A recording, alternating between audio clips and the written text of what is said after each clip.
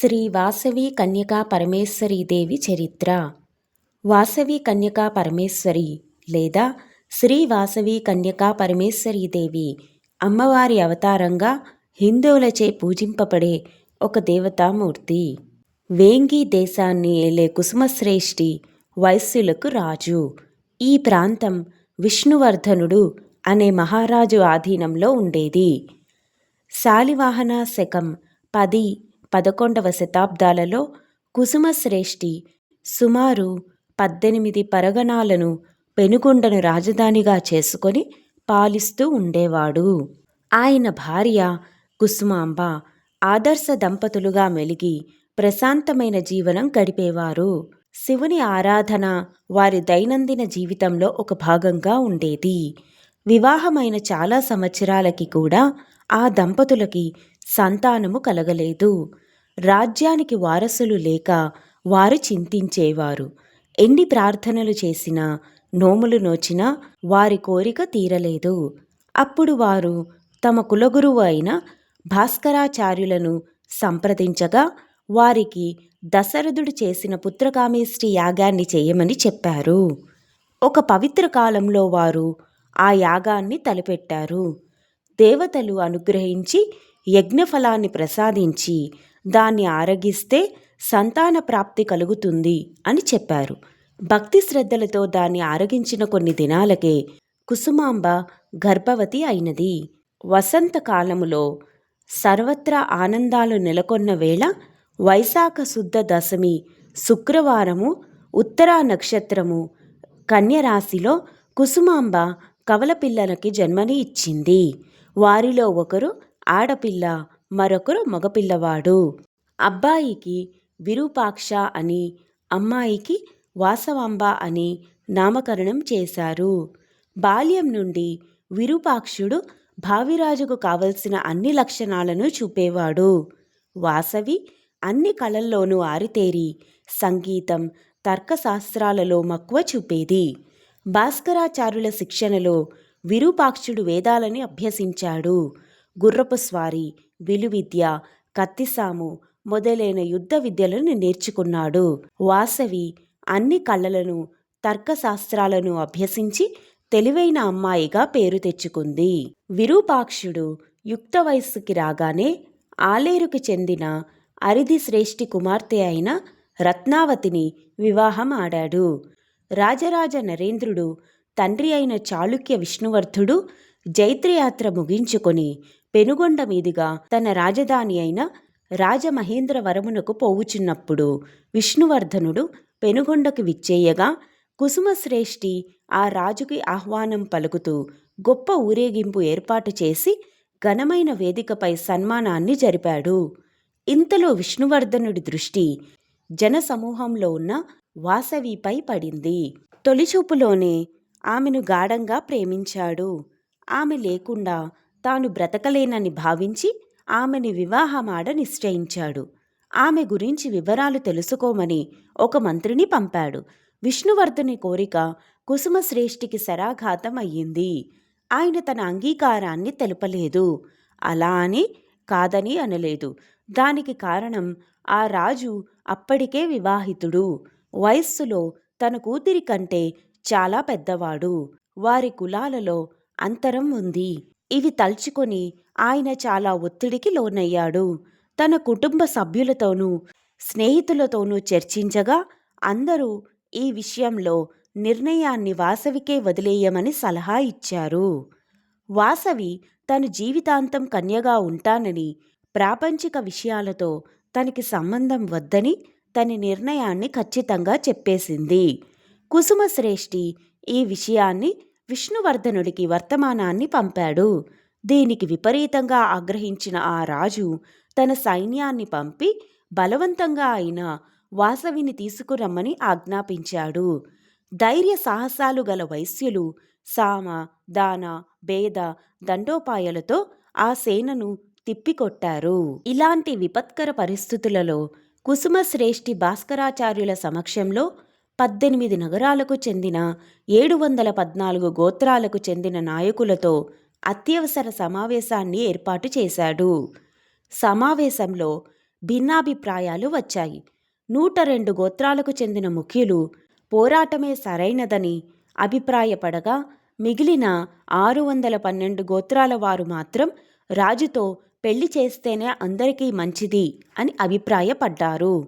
భాస్కరాచార్యులు మన ప్రాణాలు పోయినా సరే మన ఆత్మగౌరవాన్ని కాపాడుకోవాలని అన్నారు. ఈ మాటలు కుసుమశ్రేష్ఠికి మార్గదర్శక ప్రోత్సాహాలుగా పనిచేశాయి. తన పక్షంలో కేవలం కొంతమంది మాత్రమే ఉన్నప్పటికీ తన కూతురిని రాజుకు ఇచ్చి ఎట్టి పరిస్థితులలోనూ పెళ్లి చేయరాదని నిశ్చయానికి వచ్చాడు. ఈ సంఘటనలతో వైశ్యుల ఐకమత్యం దెబ్బతింది. రాజు మాత్రం దెబ్బతిన్న పాములా పగబట్టి తన శత్రువులను తుదిమట్టించడానికి తన సమస్త సేనలను కూడా తీసుకొని సంసిద్ధమయ్యాడు. ఈ పరిణామాన్ని ఎదుర్కోవడానికి పెనుగొండలో ఉన్న 102 గోత్రాలకు సంబంధించిన వారు సంసిద్ధులయ్యారు. అదే సమయంలో వాసవి ప్రవేశించి అందరినీ ఉద్దేశించి ఈ విధంగా అంది: యుద్ధం అనే ఆలోచనను విరమిద్దాం. దానికి బదులు ఒక కొత్త పద్ధతిలో పోరాడదాం. అహింసా విధానంలో మనల్ని మనం అర్పించుకుందాం. దృఢ సంకల్పం, పట్టుదల ఉన్నవారు మాత్రమే ఈ పోరాటంలో పాల్గొనగలరు. వాసవి చెప్పిన విధానానికి తల్లిదండ్రులు అంగీకరించి ఆమెను అనుసరించి నడవడానికి నిర్ణయించుకున్నారు. వాసవి సూచనలను అనుసరించి గోదావరి నది ఒడ్డున బ్రహ్మకుండం అనే పవిత్ర స్థలములో రాజభటులు 103 అగ్నిగుండాలను ఏర్పాటు చేశారు. నగరం అంతా ఆ రోజు పండగల వాతావరణంలో ఉంది. అప్పుడు వాసవి ఆ 102 గోత్రాలకు సంబంధించిన జంటలను ఉద్దేశించి, మీరంతా నాతో పాటు మంటలలో దూకడానికి సిద్ధంగా ఉన్నారా అని అడిగితే వారంతా మనస్ఫూర్తిగా తన సంసిద్ధతను వ్యక్తం చేశారు.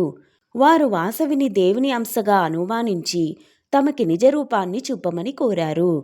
ఆమె నవ్వి తన నిజరూప స్వరూపాన్ని దేదీప్యమానమైన వెలుగుతో చూపించి, నేను ఆది పరాశక్తి ఆర్యమహాదేవి యొక్క అవతారాన్ని అని చెప్పింది. ధర్మాన్ని నిలిపేందుకు, స్త్రీల గౌరవాన్ని కాపాడేందుకు, విష్ణువర్ధనుడిని అంతం చేసేందుకు కలియుగంలో జన్మించానని చెప్పింది. సతీదేవి తనకు జరిగిన అవమానానికి ప్రతిగా చితిమంటల్లో దూకినట్టుగానే నేను కూడా అగ్నిలోకి దూకి పుణ్యలోకాలని చేరుకుంటాను అని చెప్పింది. కుసుమశ్రేష్ఠి గత జన్మలో సమాధి అనబడే గొప్ప ముని. ఆయన తన 102 గోత్రాలకు చెందిన బంధువులతో సహా మోక్షాన్ని కోరాడు. అందుకే మీ అందరినీ కూడా ఆత్మ బలిదానానికి పురికొల్పాను అని అంది. ఆమె అక్కడ చేరిన వారికి దేశభక్తి, నిజాయితీ, సమాజ సేవ, సహనం మొదలగు వాటి గురించి వివరించింది. ఆమె నోటి నుండి పవిత్ర వాక్కులు వెలువడగానే దేవి మానవ రూపంలో ప్రత్యక్షమయ్యింది. మాఘశుద్ధ విధియ 103 గుండములలో అగ్నిజ్వాలలు జ్వాజ్వల్యమానంగా ఆకాశమునకు జ్వలించుచున్నవి. ఆ సమయంలో 102 గోత్ర ఆర్యవైశ్యులందరూ వాసవితో, అమ్మా వాసవి, ఇక్కడ అగ్నిగుండ ప్రవేశం చేసే మేమంతా దంపతి సమేతంగా సిద్ధమైనాము. నీవు మాత్రమే ఒంటరిగా ఎలా దూకుతావు అని ప్రశ్నించారు. అప్పుడు వాసవీదేవి, నేను పార్వతీదేవి స్వరూపిణి. నా అగ్ని ప్రవేశ నిర్ణయము నా నాథుడైన ఈశ్వరుని సంకల్పముతో ఏనాడో జరిగిపోయింది. వాసవినైన నన్ను ఆ పరమేశ్వరుడే వివాహం చేసుకోగలడు. నేను కూడా మీతో పాటే పతిపత్ని సమేతముగా అగ్నిప్రవేశం చెయ్యగలము అని అన్నది. అదే సమయంలో భాస్కరాచార్యులు వారు అక్కడికి వచ్చి వాసవీదేవిని అగ్నిప్రవేశం చెయ్యమనగా ఆమె ఇటుల పలికింది: ఓ గురువర్య, ముందుగా నేను అగ్నిప్రవేశం చెయ్యాలంటే కన్యనైన నాకు అగ్నిప్రవేశ అర్హత లేదు కదా అని అన్నది. మన హిందూ ధర్మం ప్రకారం వివాహమైన స్త్రీ మరణిస్తే ఆ కళేబరాన్ని దహన సంస్కారం చేస్తారు. అదే వివాహం కాని కన్య విధివశాత్తుగా మరణిస్తే ఆ కన్య కళేబరాన్ని భూస్థాపన చేస్తారు కదా. కనుక వాసవి కన్య అనబడే నాకు అగ్నిప్రవేశం అర్హత లేదు. వివాహం కాని నేను అగ్నిలో ఎలా ప్రవేశించగలను అని అన్నది. అప్పుడు భాస్కరాచార్యులు, వివాహమే కావాలంటే నీ మేనత్త కుమారులైన బావగారులు అనేక మంది ఉన్నారు. వారిలో యోగ్యుడైన వారిని నీ వివాహం చేసుకోమ్మా అని చెప్పారు. అప్పుడు వాసవీదేవి, ఓ గురువర్య, నేను ఆదిశక్తి స్వరూపంతో పార్వతీ అంశతో వాసవి రూపంగా అవతరించాను. నన్ను వివాహమాడే అర్హత ఆ దేవదేవుడైన ఈశ్వరునికే ఉన్నది అని అన్నది. అప్పుడు భాస్కరాచార్యులు, శివుడు లింగరూపంలో ఉన్నాడు, ఆయన రావడం ఎలా అని ప్రశ్నించారు. అప్పుడు వాసవీదేవి తన శక్తి స్వరూపంతో ఈశ్వరుని పిలిచిన వెంటనే స్వామి లింగం నుండి ప్రత్యక్షమై వాసవి పక్కకు వచ్చి నిలుచున్నాడు.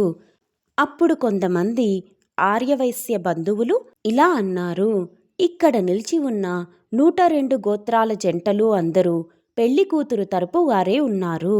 మరి పెళ్లి కొడుకు తరపు బంధువులు ఎవరు? ఇప్పుడు ఈశ్వరుడు ఒక్కడే ప్రత్యక్షమైనారు కదా. మనమిచ్చే కన్యాదానము స్వీకరించాలి అంటే పెళ్లి కొడుకు తరపు వారి బంధువులు గాని, తల్లిదండ్రులు కాని, కులగోత్రము వివరాలు కాని సంకల్పంతో చెప్పాలి గదా అని అన్నారు. అప్పుడు ఈ 102 గోత్ర బంధువులలో చివరి గోత్రం వారైన లాభాల గోత్రీకులైన ధనలక్ష్మి ధనగుప్త దంపతులు ముందుకు వచ్చి, మా దంపతులకు సంతానము లేదు. మేము ఆ పరమేశ్వరుని మా కుమారునిగా దత్తు తీసుకుంటున్నాము. మేము వాసవికి మేనత్త గోత్రం వారము కనుక వాసవి పరమేశ్వరుని పెళ్లి చేసుకుంటే మేనరిక వివాహం చేసుకున్నట్లు అవుతుంది అని అనగానే అక్కడున్న ఆర్యవైశ్య బంధువులందరూ సంతోషంతో అంగీకరించారు. అప్పుడు భాస్కరాచార్యుల వారు ఆవు పాలతో శివుని చేతులను తడిపి లాభాల గోత్ర దంపతుల చేతిలో శివుని చేతులు ఉంచి దత్తత స్వీకరణ మంత్రాన్ని చదివారు. అలా వారికి సాక్షాత్తు పరమేశ్వరుడే కుమారుడు కాగా అక్కడి ప్రజలందరూ పరమేశ్వరుడిని నగర ఈశ్వరుడిగా శ్రీ నగరేశ్వర స్వామి అని పేరుతో పిలువసాగారు.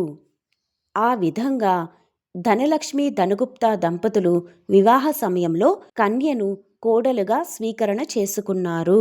అప్పుడు భాస్కరాచార్యులు పెళ్లి మంత్రం చదువుతుండగా బాజా భజంత్రీలు మంగళ వాయిద్యాలు మారుమ్రోగుతుండగా ఆకాశం నుంచి దేవతలు దేవదుందుబులు మోగిస్తుండగా కిన్నెర కింపురుషులు ఆనంద భైరవి ఆలపిస్తుండగా నారదాది మహామునులు దివ్య మంత్రాలతో ఆశీర్వదిస్తూ ఉండగా 33 కోట్ల దేవతలు ఆకాశం నుంచి పూలవర్షం కురిపిస్తుండగా 102 గోత్రాల వైశ్యులు నూతన దంపతులపై ఆశీర్వాదాక్షతలు సమర్పిస్తుండగా వాసవీదేవి మెడలో మంగళసూత్ర ధారణ గావించాడు పరమేశ్వరుడు.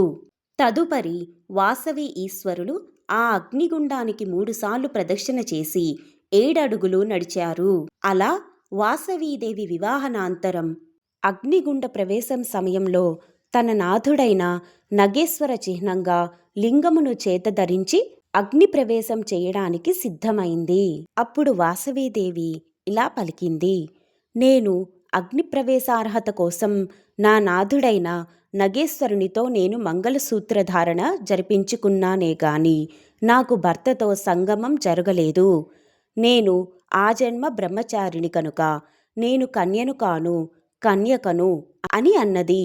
ఈరోజు నుంచి మీరు నన్ను కన్యకా పరమేశ్వరి అని పిలవాలి అని అన్నది.